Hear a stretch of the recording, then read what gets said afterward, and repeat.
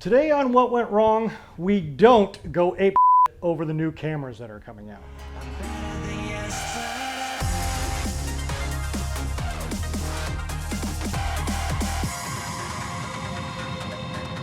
Hi, I'm Brett Mauser, and I've made over 40 feature films, and I've shot on VHS, High 8, Digital 8, DV, HD DSLRs, and even 4K. I've shot on cheap $150 cameras, and I've shot on cameras I borrowed from a friend of a friend. I've borrowed actors' cameras, and I've bought my own 4K cameras. I've shot on professional cinema cameras that cost $20,000, and I've made an animated series using a cheap $35 still camera. I've been making movies for over 30 years, and I've shot on pretty much everything you can think of. I remember I shot some stuff on one of those old My First Camera thingies. It had a resolution about 60 by 90 and was recorded on audio cassette tapes. I made movies with whatever I could get my hands on, and for a while I fell prey to that desire to get the newest, shinier camera. I was told by all the professionals and all those who knew better that no one would take me serious without the best equipment, the best gear, the newest and latest format. When I was shooting on VHS, I had to get the new High 8 cameras. Then I had to go to Digital 8.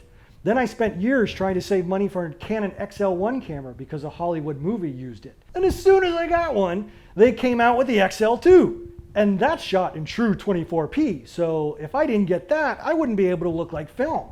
Then when I finally got it, HD DSLRs came out, and now everyone had to shoot in HD. By then, I had had enough. I stuck with my XL2 for years, and I finally broke down and got the DSLR that shot in HD.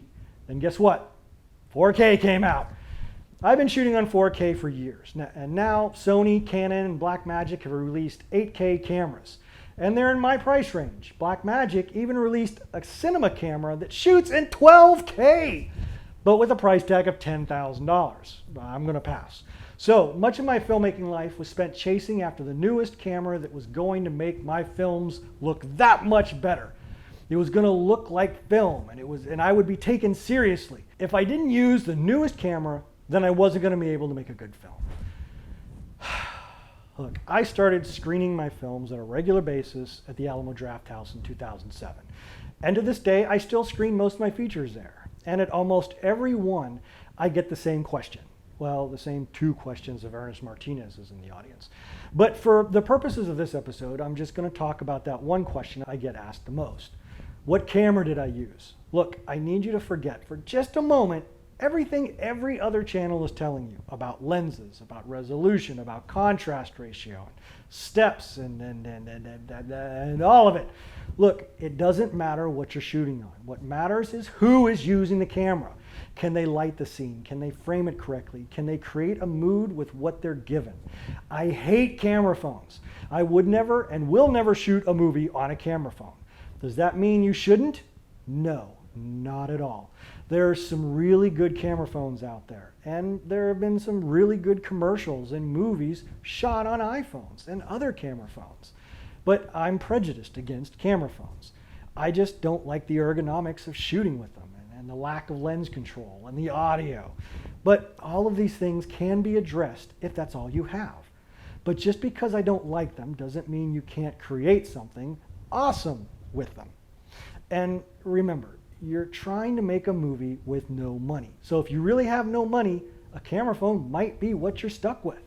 But hell, the cheap camera phone I paid Cricket $20 for has better quality than my first VHS camcorder, audio included. So who am I to complain about camera phones? So if you want to get suckered into the elitist, holier-than-thou arguments about why you need a 12K camera, go right ahead. But if you want to make a movie with no money, you're going to have to be practical and realistic. You're going to have to look at old VHS movies and see the quality difference from a film shot on 35mm film. But you're also going to have to admit that there are some really crappy movies out there shot on 35mm film. And there are some really good movies shot on VHS or digital. Remember that movie I told you about that was shot on the Canon XL1? A $5,000 camera at the time. Now, you can get that one for about $500 on eBay now. The movie 28 Days Later was shot on the Canon XL1, or maybe the Canon XL1S, but it was shot on DV. And it's a great horror film, one of the best zombie films out there because of the lighting, the acting, the mood it created. And it made millions more than you're going to make if you go and spend $10,000 on your new 12K camera and just start shooting. Maybe because you made a bad movie. But even if you made a movie just as good as 28 Days Later, you won't make the millions that it did. Why not? Because you don't have the millions they had for marketing.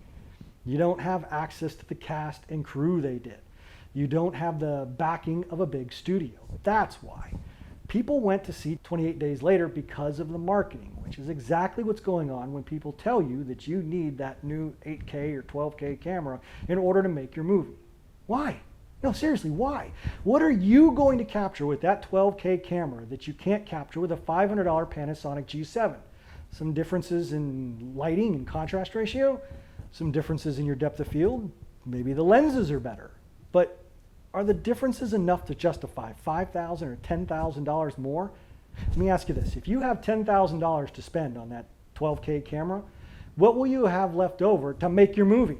In 2021, we're going to attempt to make 12 feature films in 1 year. We'll probably be buying a new camera for $2,000, but we'll also continue to use our 4K G7s.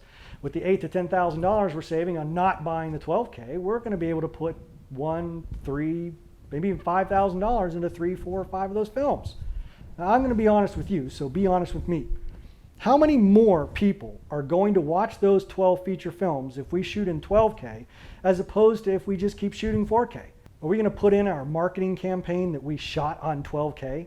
Is it really going to draw a bigger audience because of it? If it does, who's it going to pull in? That's right, a few elite filmmakers who want to see what a 12K film looks like. Did I mention that streaming services still aren't fully 4K?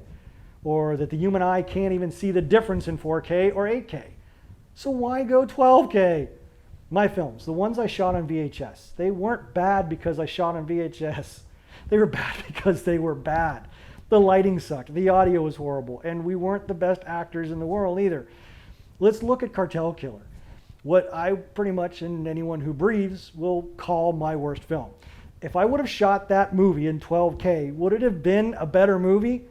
Would this scene, with this acting and this lighting, have been any better or more enjoyable to watch if it was shot in 4K or hell even 12K?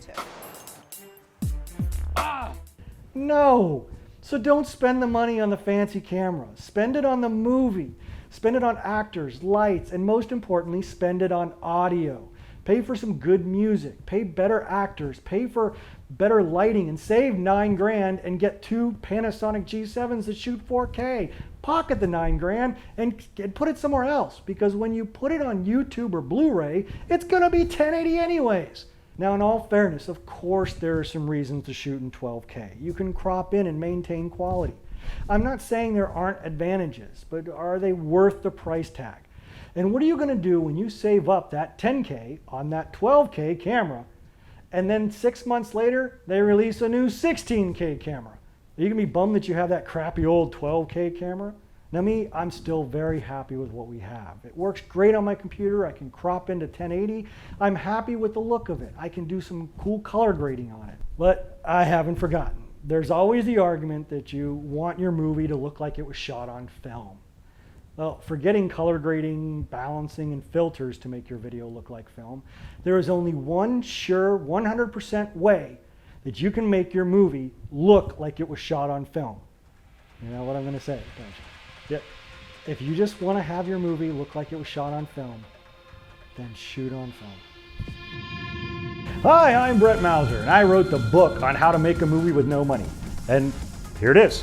Yeah, see, it's got pictures and everything. So head on over to our website, notsosane.com, and get your digital or paperback copy today.